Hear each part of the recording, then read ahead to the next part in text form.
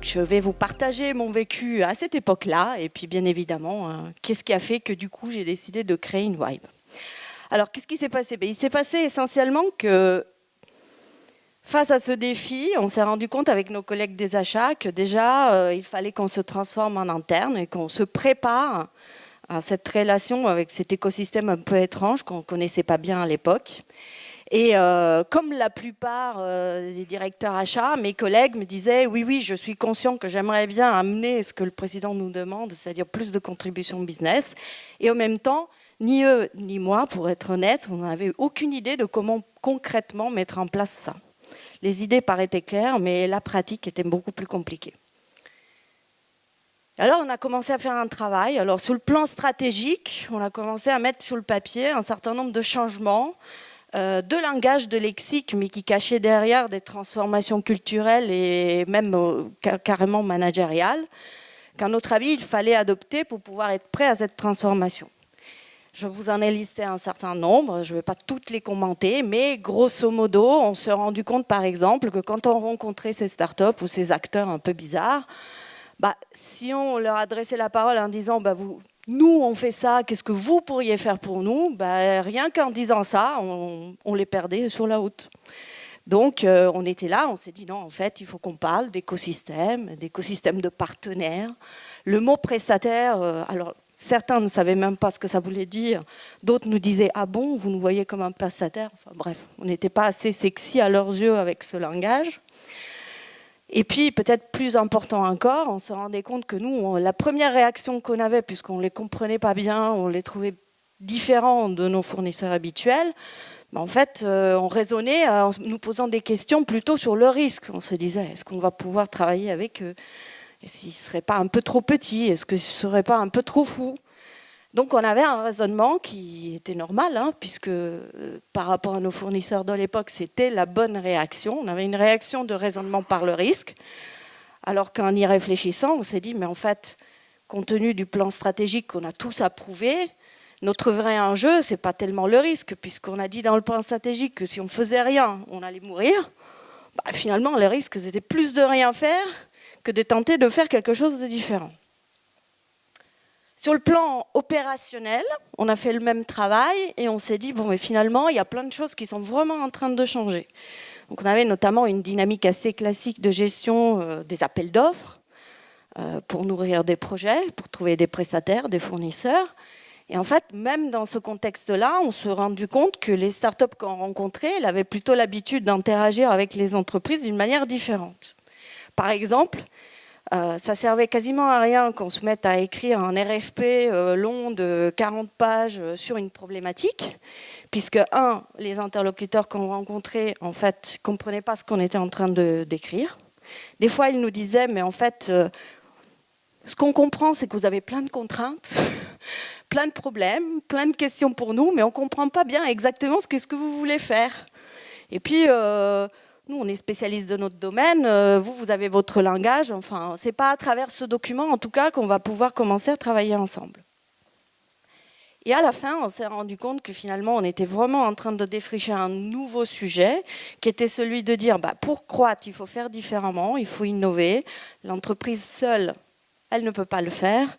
Donc, il faut passer d'une logique où on est dans une sorte d'innovation de type recherche et développement, c'est-à-dire les sachants au sein de l'entreprise se projettent sur l'avenir, essayent de dessiner quelque chose de nouveau et s'y collent.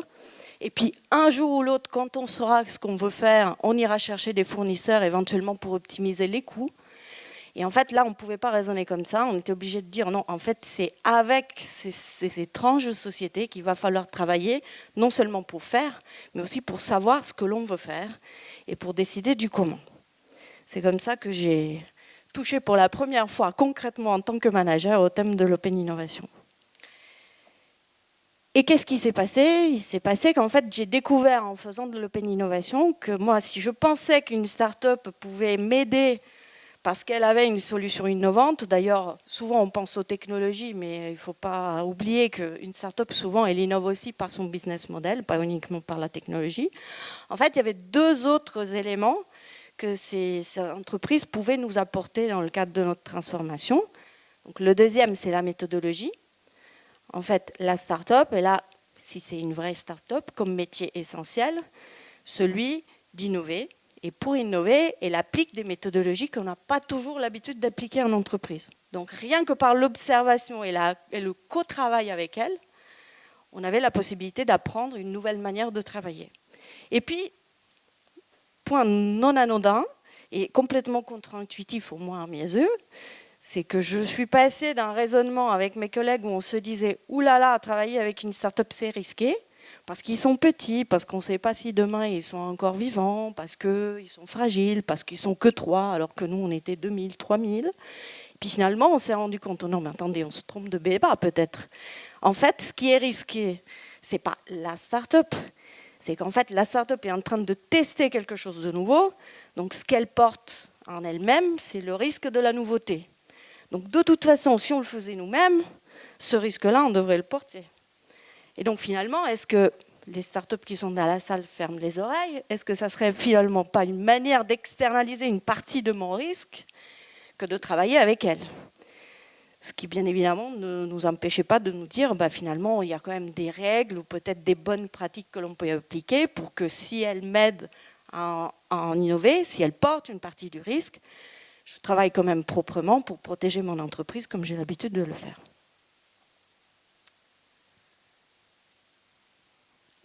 La fin de l'histoire, côté entreprise en me concernant, c'est qu'après avoir appris tout ça, j'ai quand même fait un constat, c'est que nous avons réussi à faire ce plan stratégique, nous avons lancé sur le marché les nouvelles offres avec les startups, mais quand j'ai regardé ce processus en prenant du recul, après avoir fait tout ce chemin avec mes collègues, on s'est dit, si on devait recommencer, on le ferait autrement. Autrement dit, on ne s'est pas trouvé hyper efficient dans le processus. Parce que, par exemple, il a fallu recruter une équipe entière qui soit capable, ne serait-ce que d'apprivoiser l'écosystème des startups. Et le temps qu'on a mis pour recruter des gens qui soient capables d'avoir les compétences pour apprivoiser ce nouvel écosystème, l'écosystème avait changé. Puisque les startups, elles évoluent, des startups s'en créent et disparaissent tous les jours, mais finalement, le temps de comprendre ce qui se passait, l'écosystème avait changé. Et puis même en termes de mode de fonctionnement de travail avec elles, on s'est dit, si on devait recommencer, peut-être qu'on ferait autrement. Et quand on a regardé les statistiques, on s'est dit, finalement, si on regarde la synergie commerciale, c'est l'argent qu'on a dépensé pour faire ce travail versus l'argent qu'on a pu récolter grâce aux offres qu'on a mis sur le marché, pour parler ROI, c'était pas top. Et donc à ce moment-là, je me suis dit en tant que manager d'entreprise, est-ce que je peux trouver dans le marché une société qui m'aide à faire le boulot comme je voudrais le faire maintenant que j'ai compris comment ça marche et pas comme j'ai essayé de le faire depuis le début. Et figurez-vous, je n'ai pas trouvé. Alors je me suis dit, qu'est-ce que je vais faire? Je vais le créer. Donc c'est comme ça qu'est né InVibe. Donc InVibe, ça veut dire Innovation in Good Vibe. Donc ça veut dire innovation, alors soit à l'unisson, soit de bonne humeur. Prenez les deux. Moi, j'aime bien les deux. C'est une plateforme d'open innovation, mais c'est une plateforme un peu différente des autres. Elle est intelligente dans le sens où elle ne propose pas qu'un outil pour gérer l'open innovation, mais elle gère du contenu. C'est-à-dire qu'elle ne vous dit pas juste où vous en êtes dans vos projets ou dans votre stratégie, mais elle vous fournit du contenu pour la faire. Et puis, elle est bidirectionnelle.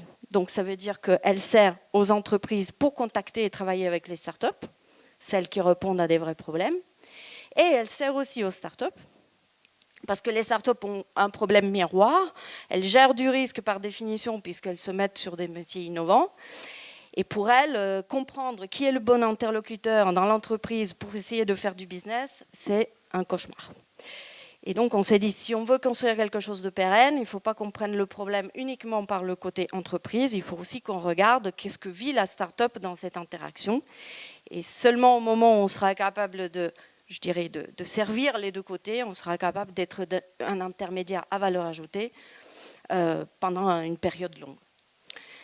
C'est donc un outil, en fait, c'est une plateforme de service qui permet de faire une mise en relation entre les startups et les entreprises et qui fait aussi de l'accompagnement sous forme digitale. Donc, on fait du digital coaching sur les bonnes pratiques. Et on a également un panel de services non digitaux, donc d'accompagnement en prestation de services pour compléter le panel. Alors, ça sert à quoi? Le panel innovation, ça sert à faire plein de choses. Le niveau, je dirais, de démarrage, souvent, c'est la communication. On cherche à faire de l'open innovation parce que c'est cool. Parce que si vous voulez faire de la rétention de talents, vous voulez attirer les nouvelles générations, il est souvent utile d'avoir un dispositif de relation aux startups parce que ça va permettre aux nouvelles recrues de se sentir dans un environnement innovant et qui favorise la prise de responsabilité. Mais ce niveau-là est un bon niveau de démarrage, mais à mes yeux n'est pas un niveau mature ou suffisant. Pourquoi ? Parce que l'entreprise en tire à terme relativement peu de valeur business et la start-up de l'autre côté aussi. Je ne sais pas si vous avez déjà participé à des initiatives type hackathon ou autres initiatives de ce type. Le premier, c'est génial. Le deuxième, c'est bien. Le troisième, c'est fatigant. Le quatrième, vous n'en pouvez plus. Et que vous soyez côté entreprise ou start-up d'ailleurs.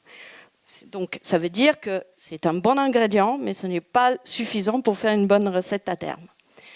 Il y a une deuxième étape qui est la veille, l'inspiration, le benchmark. Ça aussi, c'est intéressant, c'est important pour savoir où est-ce qu'il faut aller.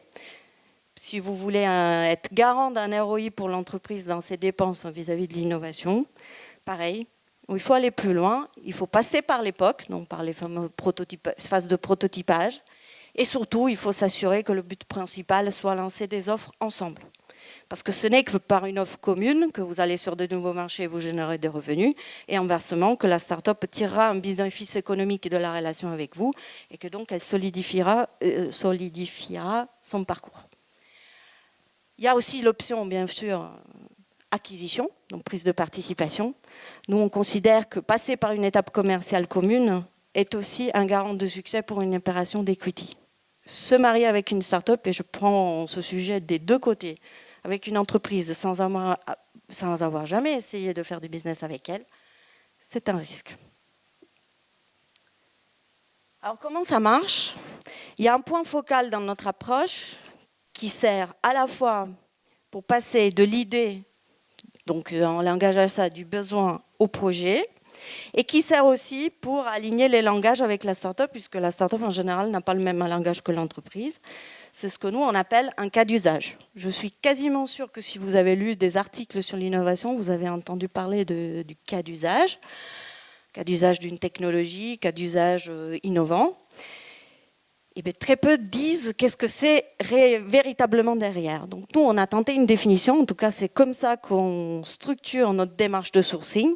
Par le cas d'usage, ça ressemble à quoi? Donc ça c'est l'application auquel, si vous souhaitez, je peux vous donner un accès d'essai. Donc c'est une formulation du besoin qui a la particularité d'être relativement simple parce qu'en 6 questions, on est censé remplacer l'essentiel d'un cahier de charges, qui est aussi compréhensible par une start-up, et qui devrait être suffisamment large pour laisser place à la créativité, puisqu'on est dans un exercice d'innovation, et en même temps suffisamment précise pour donner des éléments clés qui discriminent la suite. Je fais un exemple. La première ligne, vous pourrez jouer après avec si vous aurez envie, c'est « qu'est-ce que je veux faire ?» Alors ça paraît anodin, mais de commencer par cette question, ça discrimine pas mal. Une des options que vous pouvez remplir, c'est « je veux faire de l'inspiration ». La dernière des options, c'est « je veux lancer une offre ». Ça a un impact direct sur la proposition de fournisseurs ou plutôt de start-upers qu'on va vous faire dans la suite, parce que si vous êtes dans une démarche d'inspiration, finalement vous pouvez travailler avec une start-up très jeune. Ce qui vous intéresse, c'est la projection sur un modèle nouveau. Si par contre vous voulez lancer une offre dans les 3 mois, c'est peut-être prématuré, peut-être trop risqué de travailler avec une start-up trop jeune. Et ainsi de suite. Toutes les questions, elles ont un objectif de projection, un objectif de rapprochement des langages et un objectif de spécification du besoin. Et après, l'application, elle fait 3 écrans. Donc c'est la simplification à l'état pur. Ça, c'est directement l'écran de sourcing. C'est-à-dire qu'à partir du cas d'usage et à partir du profilage de l'utilisateur, que l'on récupère à l'inscription, on dit, voilà, sur la base de ce que vous nous avez dit, voilà quel pourrait être votre panel de start-up avec lesquels on vous conseille de travailler. Après, l'idée, c'est que vous jouez avec les filtres, vous jouez avec le cas d'usage, et ce qu'on appelle ça un mood board, un cahier de tendance, on va dire, se met à jour de manière automatique en vous proposant les start-up qui mieux correspondent à la demande que vous avez exprimée.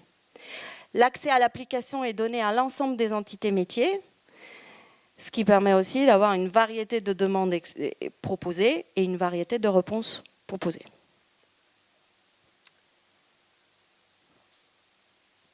Bien choisir ses partenaires pour l'innovation, c'est le premier challenge, mais ce n'est pas le seul. Ce n'est pas parce que vous avez la bonne start-up en face que vous arrivez à signer un contrat pour faire une offre. Donc la deuxième partie de l'application, c'est de dire la proposition de valeur avec du coaching, continue avec du coaching. Ça sert à quoi? En fait, l'idée, c'est que chez nos clients, la direction des achats avec la direction de l'innovation et toutes les parties prenantes qui sont impliquées dans ce processus se mettent autour d'une table et définissent des règles simples de gouvernance. Ça veut dire, par exemple, comment on gère la confidentialité. Alors, c'est sûr que si, en général, ce qui se passe, c'est que chez nos clients, on sort un NDA pour gérer la confidentialité qui fait 38 pages, où tout est très verrouillé. Et ce qui se passe, c'est que ce genre de document, ça serait l'idéal, peut-être, je dis bien peut-être, de le faire signer, mais dans la pratique, c'est quasi impossible. Donc, on travaille en amont avec nos clients et les différentes fonctions pour définir un nombre viable on va dire, d'éléments de contractualisation ou de pare-feu ou d'éléments d'évaluation du risque que l'on intègre dans le processus. Et après, le reste est géré dans la suite. Donc, pour revenir en parallèle par rapport à ce qui a été dit ce matin, cet outil-là n'est pas un outil de back-office ou qui remplace des outils de référencement fournisseurs, c'est plutôt un outil de front-office. C'est comme un guichet de service où les directions chargées de la transformation et des achats se mettent ensemble et définissent une offre de valeur pour les entités métiers, chacune important ses exigences sans pour autant tuer le processus. Donc c'est comme une plaquette commerciale digitale qui vous permet de vous rapprocher de vos entités business, proposer un outil utile très en amont dans l'innovation, tout en commençant à baliser le processus. Et quand le projet d'innovation devient mûr, la start-up aussi, les relations deviennent importantes parce que par exemple on a fait un proof of concept et après on passe en industrialisation, là c'est plutôt les procédures classiques qui prennent le relais. C'est quoi nos KPI?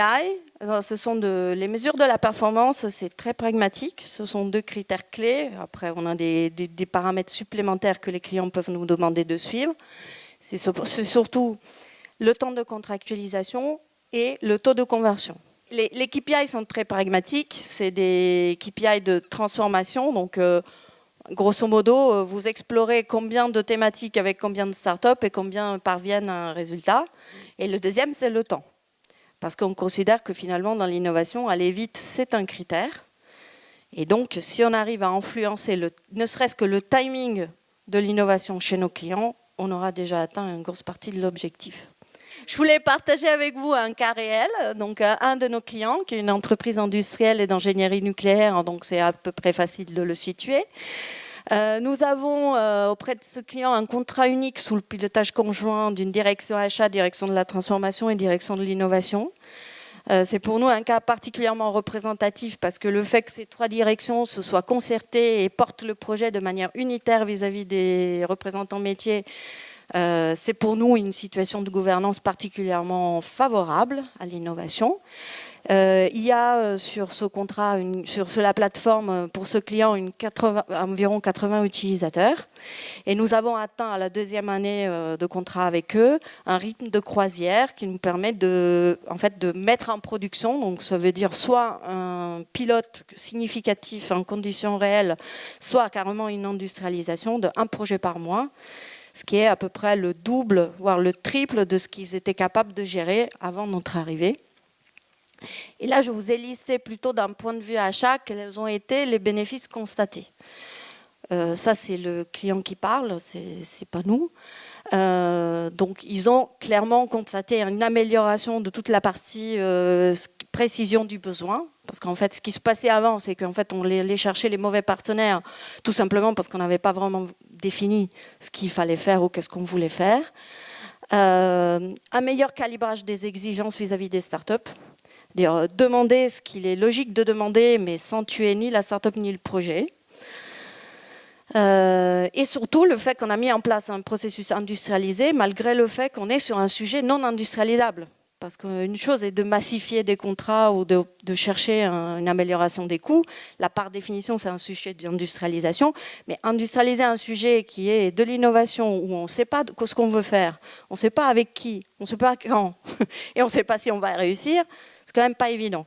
Cet outil-là est un outil qui a été conçu un peu en s'inspirant des plateformes de rencontres. Donc c'est un outil qui a, comme je vous l'ai dit, quasiment que 3 écrans, qui a une ergonomie plutôt simple et qui fait que les gens, quand ils l'utilisent côté métier, ils n'ont pas l'impression de faire du reporting sur l'innovation. Pourquoi? Parce que c'est horrible de faire du reporting sur l'innovation. Vous êtes censé innover, on vous demande de faire du reporting, c'est un peu un tue-l'amour.